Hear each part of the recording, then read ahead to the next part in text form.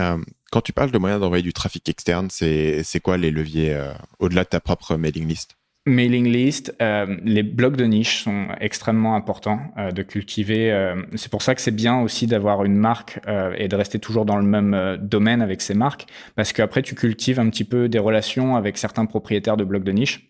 Et quand tu vas faire un lancement de produit, tu peux, alors ça va dépendre, hein, il n'y a pas de science absolue, mais en gros tu peux négocier à être mis en première page, en bannière éventuellement ou des choses comme ça.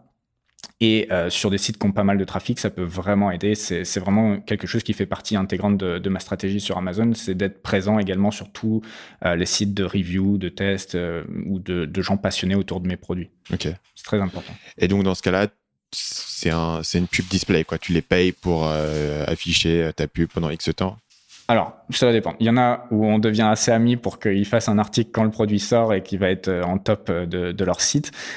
D'autres ça va être plus pro et ils vont te demander, par exemple, je sais pas, 300 à 400 euros pour être en bannière pendant un mois sur leur site. Ça va dépendre aussi du trafic, ça dépend de plein de choses. Mais voilà.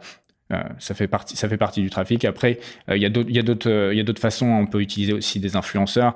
Il y a pas mal de techniques qui sont utilisées en fait sur le dropshipping qui peuvent être calquées tout simplement à Amazon également. Le problème, c'est que c'est difficilement quantifiable. Il n'y a pas ce truc de pixel Facebook où on va pouvoir retargeter les gens après. C'est un peu plus compliqué d'utiliser ces techniques-là. Mais pourquoi pas, pour ceux qui ont les moyens, on peut utiliser un influenceur Instagram ou même quelqu'un qui fait des tests sur YouTube, faire tester ses produits, ça peut être un très bon investissement. Et est-ce qu'il y a des situations où ça a du sens de faire de la pub AdWords ou Facebook, ou est-ce que le problème de je peux pas suivre mes ventes et mes conversions est rédhibitoire? Ouais. Pour moi, c'est rédhibitoire. Enfin, Ouais. c'est trop difficile de savoir exactement ce que ça rapporte. Je préfère largement investir mon argent dans le PPC sur Amazon, puisque là, on a de la data et pour moi, enfin, ça fait sens, si tu veux. J'imagine que pour quelqu'un qui sera un peu bourrin, qui a pas peur de dépenser de l'argent, on peut faire du AdWords ou des choses comme ça.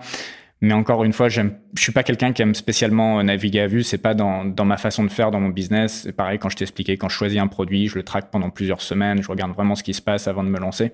C'est un peu pareil pour la pub. Je vais pas balancer du trafic sans savoir exactement quel est mon retour. Je préfère largement investir encore une fois de l'argent dans Amazon où je vais avoir mon SEO. Je vais savoir combien me coûte chaque acquisition de client. Ok, donc là, on parle de l'outil qui est interne à Amazon. Ouais. Donc le problème, quand tu vends sur Amazon, c'est que tu contrôles pas ton panier exactement, tu contrôles pas la page de confirmation, donc tu peux pas avoir ce pixel de suivi comme tu peux l'avoir sur ton propre site, ce qui fait que tous les outils externes, tu peux pas forcément mesurer exactement ce qui amène à une vente.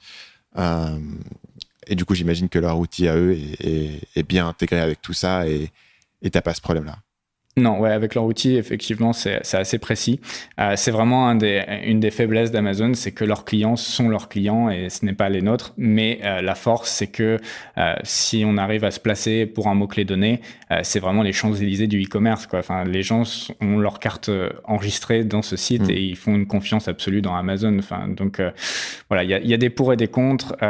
J'ai connu exactement les mêmes problèmes quand j'étais à Marrakech avec mes maisons d'hôtes. Entre Booking et faire son propre site internet, j'ai très vite compris que le trafic était sur booking.com et que j'allais perdre mon temps à essayer de développer un site internet. Donc voilà, moi je suis pro marketplace. J'aime beaucoup capter un trafic qui est déjà présent à un endroit et voilà, c'est vraiment ma stratégie en fait. En un sens, il y a une analogie avec YouTube, par exemple. La différence entre avoir ton propre blog et avoir YouTube, c'est que sur YouTube, il y a un algorithme de recommandation, il y a une viralité, il y a une audience qui est déjà là à un seul clic de ta vidéo, qui vaut pour moi le sacrifice de « Ah ouais, mais tu peux pas avoir un pop-up sur ta vidéo qui dit inscrivez-vous à ma liste email » ou tu peux pas... Il y a des limitations.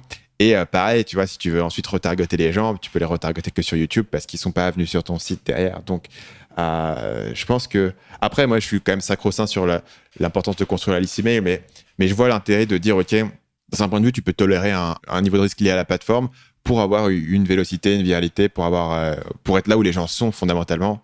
Et partir du principe que on est sur un système d'agrégation sur Internet où les gens vont graviter vers les plateformes qui ont la meilleure expérience, qui eux vont agréger un certain nombre de choses. Et que si tu apprends à jouer selon les codes de ces plateformes et que tu peux grimper dans les rangs, c'est peut-être mieux que de simplement t'obstiner à faire tout dans ton coin. Exactement. Et je l'ai compris assez vite en fait et c'est toute ma stratégie et c'est la même chose également pour YouTube, effectivement.